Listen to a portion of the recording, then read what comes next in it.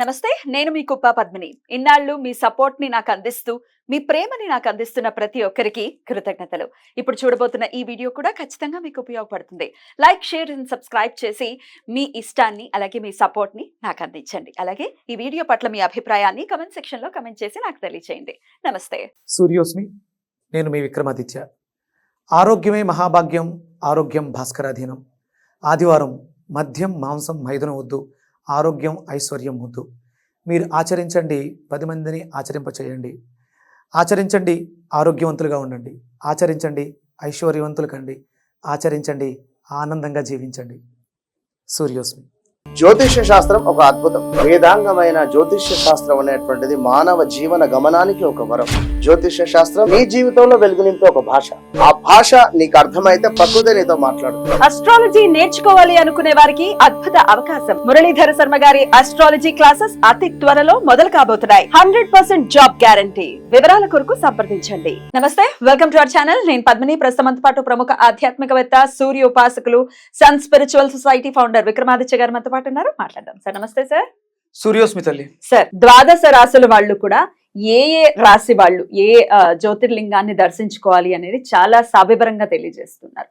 ఎందుకు సందర్శించాలి అనేది, ఒకవేళ వెళ్ళలేని పరిస్థితి ఉంటే ఏ మంత్రంతో మనం ఆయన అనుగ్రహాన్ని ముందే ఇక్కడే పొంది వెళ్ళాలి అనేది కూడా మొత్తం అసలు పవర్ ప్యాక్ లాగా ఉంది అందిస్తూ ఉన్నారు. అంటే అది జ్యోతిష్యానికి ఖచ్చితంగా ముడిపడి ఉంది, అందులో ఎటువంటి సందేహం లేదు.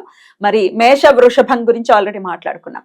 ఇక మిథున రాశి లేదా మిథున లగ్నం వాళ్ళు ఏ జ్యోతిర్లింగాన్ని ఖచ్చితంగా దర్శించుకోవాలి, ఎట్లాంటి సమస్యల నుంచి అధిగమించడం కోసం?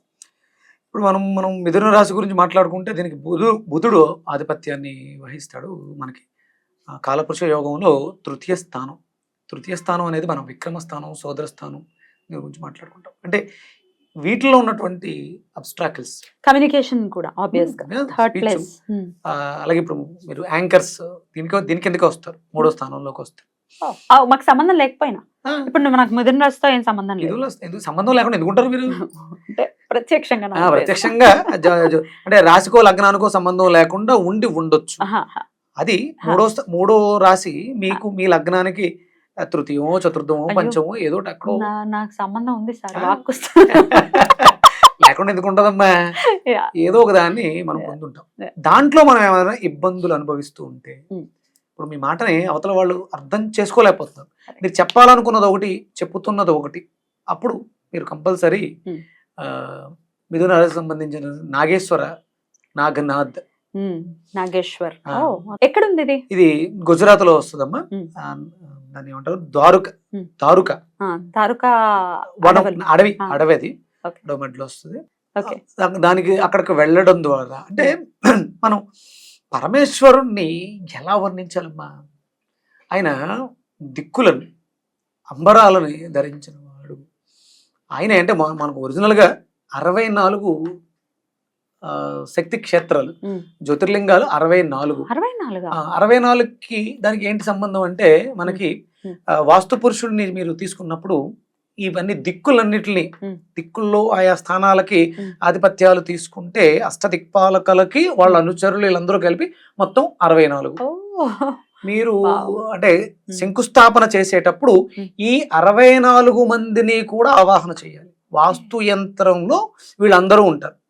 64 మంది అనుంగ శిష్యులతో ఆయన, అంటే వీళ్ళందరూ కూడా 64 గణాలు. అంటే ఆయనలో శక్తులు ఆ రూపాలు తీసుకుని ఉన్నారు. వాళ్ళందరినీ కూడా ఇక్కడ ప్రతిష్ఠించడం స్వామి స్వయం వ్యక్తంగా. వాస్తుకి సంబంధించి కూడా శివుడే ఆయన శక్తి. ఓ అద్భుతం. మరి 12 అంటే ప్రత్యేకంగా మనకి ఇప్పుడు మన ఇంట్లో తూర్పు, దక్షిణం, పడమర, ఉత్తరం, ఈశాన్యం, ఆగ్నేయం, నైరుతి, వాయువ్యం, అలాగే మధ్యలో స్పేస్ ఎనర్జీ. ఇలా మనం దాన్ని పదం కడతారు ఇంటికి. మనకి యజ్ఞ యాగాది క్రతువులు చేసినప్పుడు సర్వతో భద్ర మండపం అని చెప్పేసి ఈ 64 గళ్ళు కూడా దాంట్లో వస్తాయి. ఒక్కొక్క గడికి ఒక్కొక్క శక్తి. చూసాను. కలర్స్ తో కూడా వేస్తారు, బియ్యాన్ని కలర్స్ తో వేస్తారు, కలర్స్ తో వెయ్యాలి.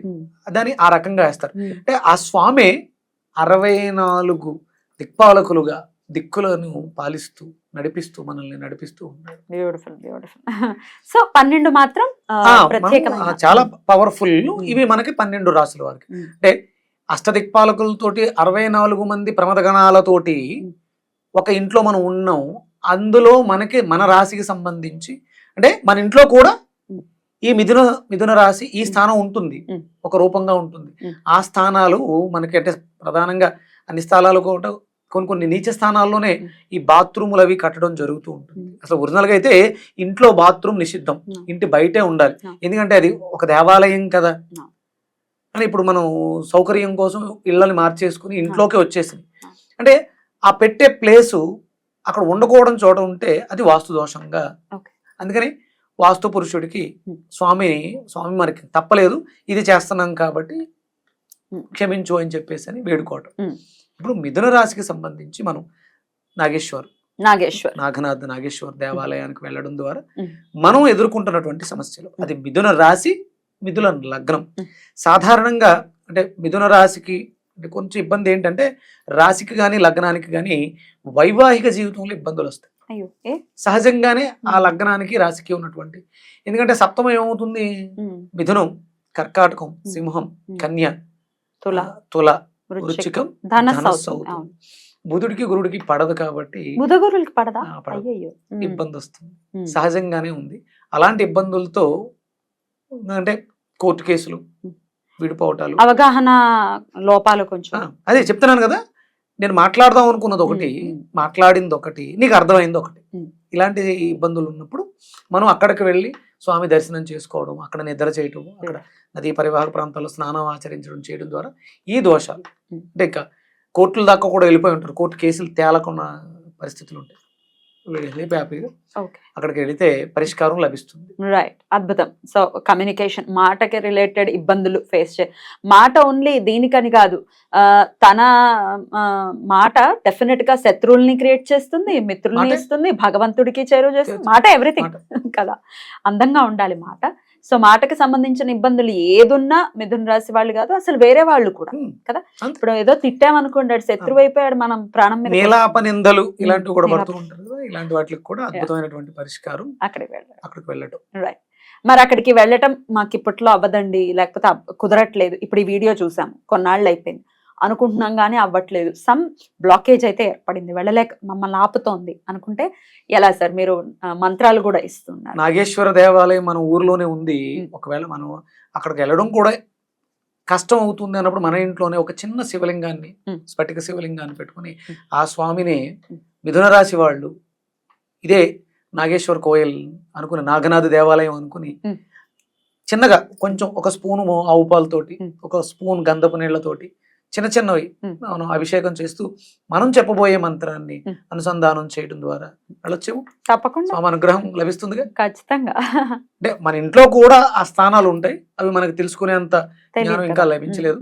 ఈశాన్యంలోనూ మనం ఇంద్రభాగంలోను, తూర్పులోను, ఉత్తరంలోను మనం దేవుణ్ణి ఏర్పాటు చేసుకుని ఉంటాం. అంటే మీరు ఇక్కడ ఏం చేసుకోవాలి, ప్రతి ఇంట్లోనూ చిన్నది అంగుష్టానం సైజు స్ఫటిక శివలింగాన్ని ఏర్పాటు చేసుకో, చాలా అందంగా ఉంటుంది. చాలా అందంగా అంటే శ్రద్ధగా భక్తితో ప్రతి ఆదివారం, అంటే రోజు వీలైతే రోజు, అవకాశం లేదు కనీసం ఆదివారం సోమవారం స్వామివారి మీద కొంచెం జలాన్ని పోసి అభిషేకం చేస్తూ ఆ మంత్రాన్ని, మనకి ఎలాగ శివాలయాలు ఉన్నాయి అక్కడికి వెళ్ళి కూర్చొని, మన ఇంట్లో కూడా అయిపోయింది, శివాలయానికి వెళ్ళి అక్కడ కూర్చొని ఈ మంత్రాన్ని అనుకోవడం ద్వారా ఆ స్వామి అనుగ్రహం పరిపూర్ణంగా లభిస్తుంది.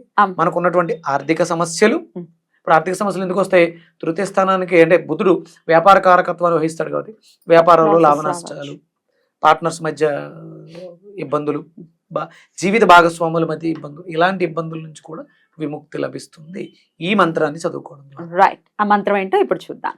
యామ్యే సదంగే నగరేతి రమ్యే విప్సితాంగం వివిధైశ్చ భోగై సద్భక్తి ముక్తి ప్రథమేకం శ్రీనాగనాథం శరణం ప్రపద్యే.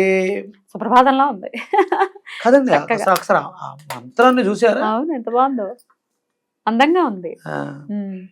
విప్సితాంగం వివిధైశ్చ భోగై అంటే ఎన్ని భోగాలైతే ఉంటాయి అన్ని భోగాలను మాకు ఇచ్చేటివాడా, దిక్కులని ఆభరణాలుగా కలిగిన వాడా, శ్రీనాగనాథం శరణం ప్రపద్యే. బ్యూటిఫుల్, చాలా బాగుంది.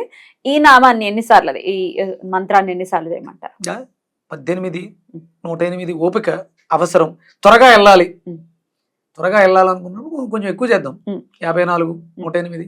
అలాగే నక్షత్రాలు, అలాగే వాళ్ళది మనం అనుకుంటున్నాం, చెప్తూ ఉన్నాం కదా. ఆ, మృగశిర 2 పాదాలు, ఆరుద్ర, పునర్వసు. ఇక మరి నక్షత్రం తెలియదు, రాశి తెలియదు అనుకునే వాళ్ళు, ఏ అక్షరాలతో పేర్లు మొదలయ్యే వాళ్ళు ఖచ్చితంగా నాగేశ్వర ఆలయాలకు వెళ్ళాలో ఒకసారి చెప్తారు, చూద్దాం. ఈ నామ నక్షత్రాలు కలిగిన వాళ్ళందరూ కూడా ఉమ్. స్వామి దర్శనానికి ఉవ్వేలుతూ అనుగ్రహం త్వరగా ఇవ్వు అంటే, మీతో పాటు కూడా స్వార్థంతో అడుగుతున్నాను, నాకు కూడా దర్శనాన్ని ప్రసాదించమని 10 మందిని పంపిస్తే మనకు అనుగ్రహం వచ్చేస్తుంది. అనుగ్రహం వస్తుందని చెప్పేసి అని స్వార్థంతో. స్వామి కార్యం స్వకార్యం. అద్భుతం. అలా కలగాలి, మీకు వారికి అందరికీ కూడా కలగాలని మనస్ఫూర్తిగా కోరుకుంటూ చాలా అద్భుతంగా వివరించారు. ఇక నెక్స్ట్ ఎపిసోడ్ లో కర్కాటక రాశి లేదా కర్కాటక లగ్నం వాళ్ళు ఏ జ్యోతిర్లింగాన్ని దర్శించాలి తప్పక అనేది నెక్స్ట్ ఎపిసోడ్ లో మాట్లాడుకున్నాం sir. Thank you sir. Namaste. Thank you.